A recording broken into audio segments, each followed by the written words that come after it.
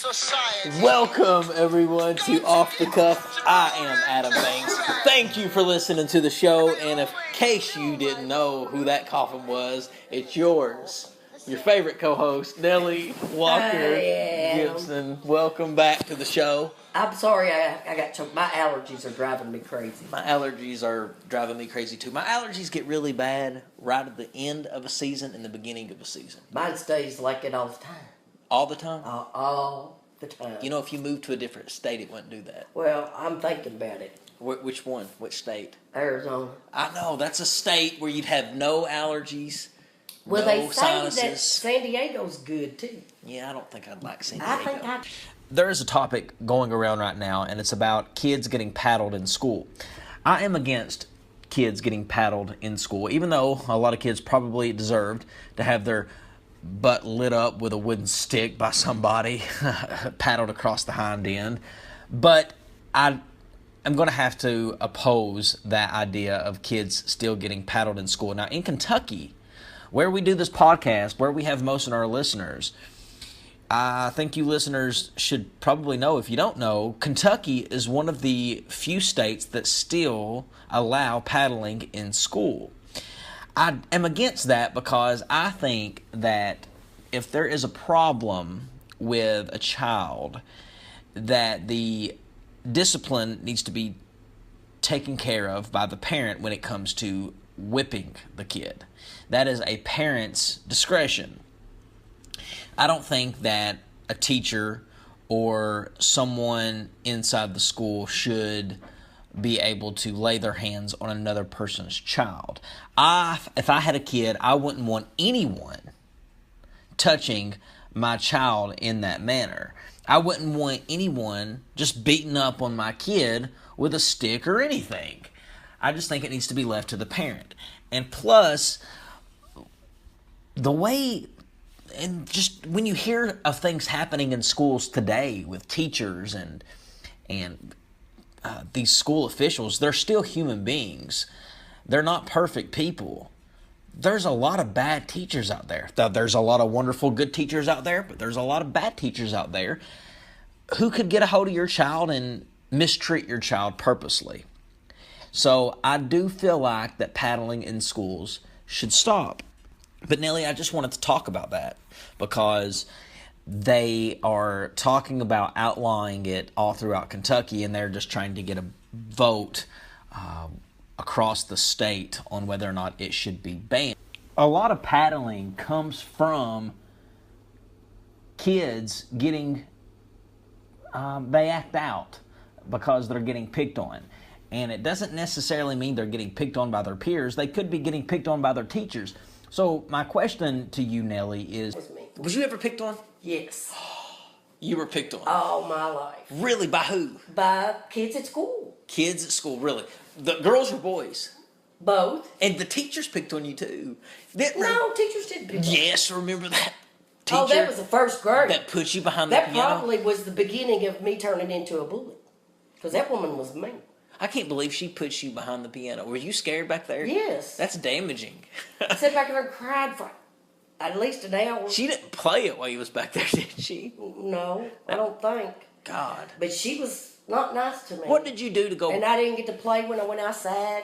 What did you have to do? Like, I had to quit crying. What did you do though to deserve getting put behind the piano? Cried. I didn't want to be there. My mom worked at night. So while I was at school, she was home. About the time I got home from school, about an hour later, she'd leave to go to work. Okay, so you didn't want to go to school, so you could stay home with your mom. Because I wanted to be with my mom.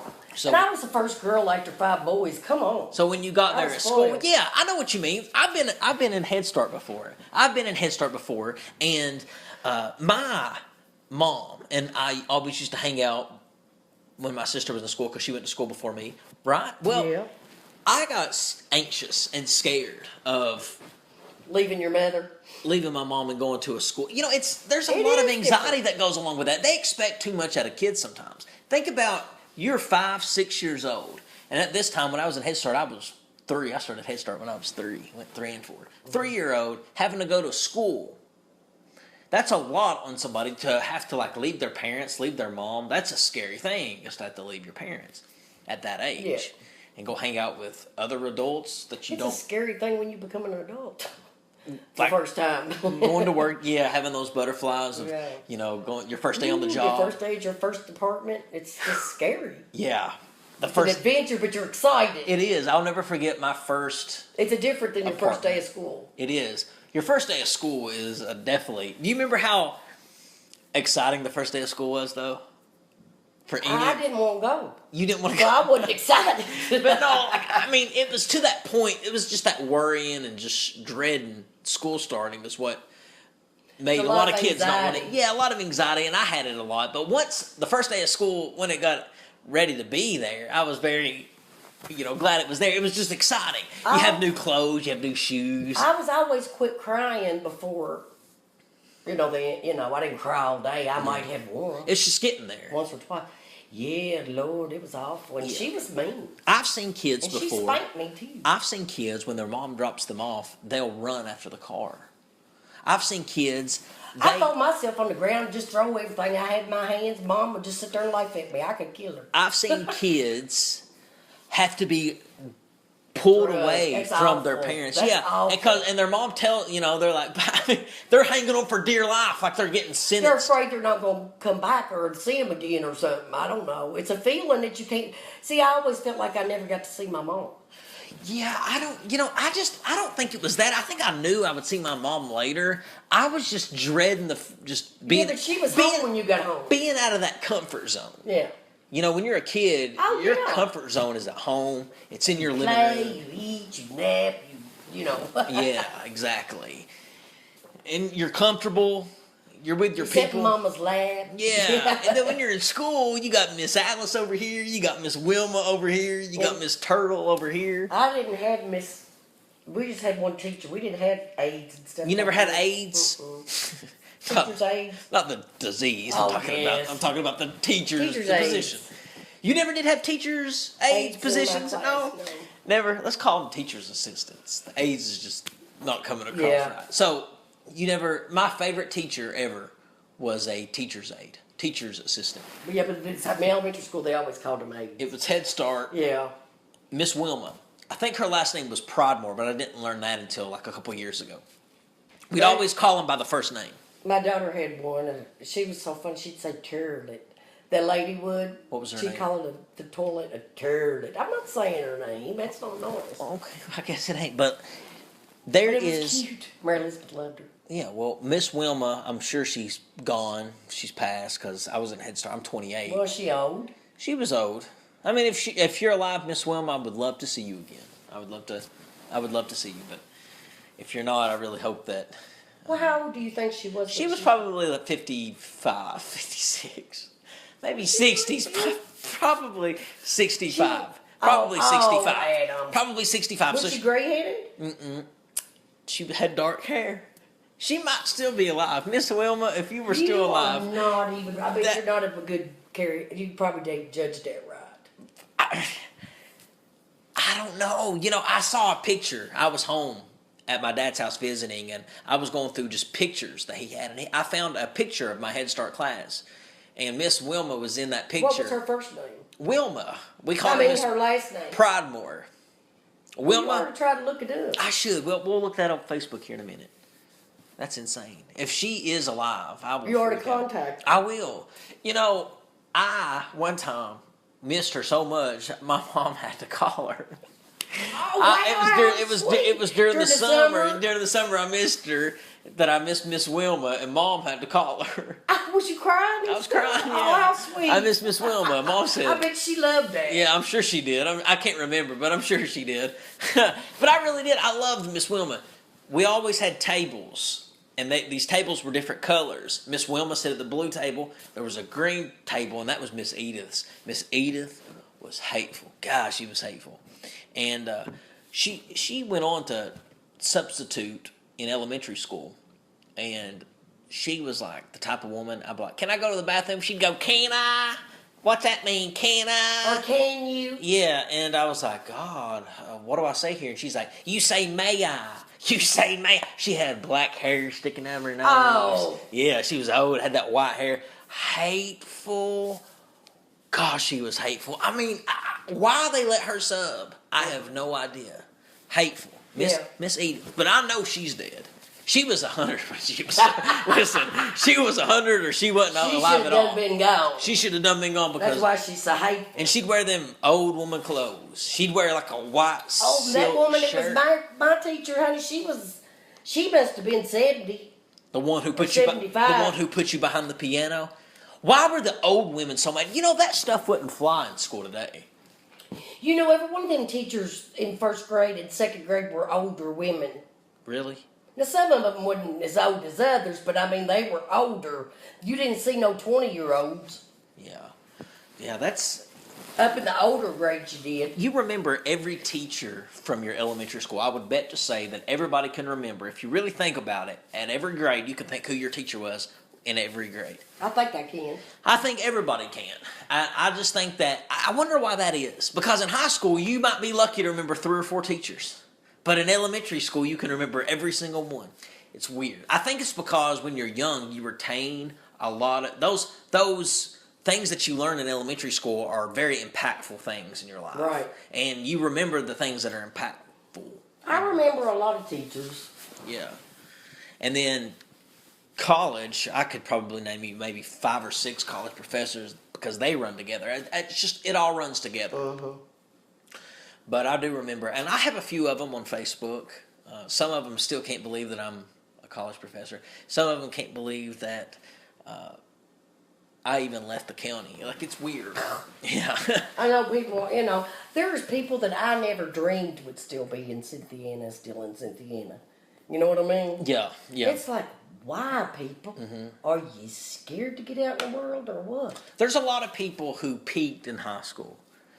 That means that the highest accomplishment, the highest thing that they ever did accomplish in their life was their high school experience and their high school status. And they still do all that little high schooly stuff.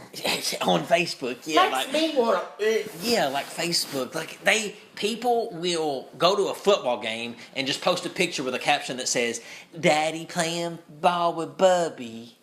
And then leave the game and don't even go in. They just wanted to pretend like they were there. No, I ain't have nobody do that. That's crazy. But you do. You just don't know. The ones that are all a little clique in high school, they all still click at the bleachers at the football games and stuff. Are you serious? Oh, it makes me want to hurl. What about like at Applebee's? Do they go to Applebe's and well, hell, they ain't got no Applebee's in Cynthiana. No Applebe's in Cynthiana? Well, hell no.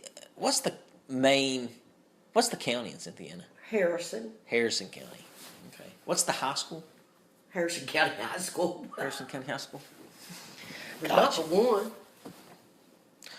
A lot of people can be cliquish still. There's a lot of cliquish people. I think there's 3 elementary schools. Would you ever? 1 middle school. Would you ever move back? Oh, no. Never? Not unless I absolutely had to. Yeah. I would never move back to Knott County because there's nothing there. The industry is dead. And my mother and dad are both gone, so there's nothing. I mean, my brothers are there, but... And my parents don't live there anymore. It's my home was always where my mama was and daddy. Right. And this is my home now. Right, yeah. Your own home becomes, once your parents pass, you know, mm-hmm. your home is where you have laid your own roots. Mm-hmm. Absolutely. Well, ladies and gentlemen, I want to thank you for listening to the show. Nellie is dying to get out of the studio and smoke a cig. And I believe that's Adam. I'm going to let her have her wish. Look at her, boy. She can't even finish the show by leaving to smoke that cig. Light that up, that cigarette, and I'll strap shoes on my feet. Nellie, come here. Yes, before we end, we have to let everybody know about your surgery. Come here. I have to go. I don't have surgery. I'm going to the oncologist on the 15th, and I'll find out what type of treatment that I will be getting for my cancer. But there's a chance that you might not have to do chemo. Well, there's a chance. But I'm not walking in with that on my mind. Yeah, but you're still thinking that you might do chemo. I mean, this is important to tell people, like people... No, I'm not going to do chemo, not unless he recommends it. Right, but do you think sometimes that if you maybe are paranoid that since they found something that was cancerous, that just in case you want to take every precaution to inject that chemo in you? They won't do that. Just because you would feel better. What would you want? if you could. I don't know, Adam. I mean, it's a big decision. It's Yeah, because it's nothing but poison. Because what I was telling you is that's poison. Chemo is poison. I know that. I've been through it. That they inject in your body. Like, you might not want it's not just an injection. to just do it. Yeah. It's It's an injection into your. It's not an injection. An injection's just a shot. It's just like a little bitty. Oh no! I mean, No. they inject it just for It's several an infusion. hours. It could go on for several hours. So you got to choose on that. So yeah, well, Nellie, good thing you're still healthy though. Yeah, everybody keep me in your prayers, Keep please. Keep in your prayers. And, He's been with me this far. He'll be right beside me all the time. all right. We want to thank God for that every day. All right, well, ladies and gentlemen, we'll see you in the next episode. I'm Adam Banks. This is Off the Cuff.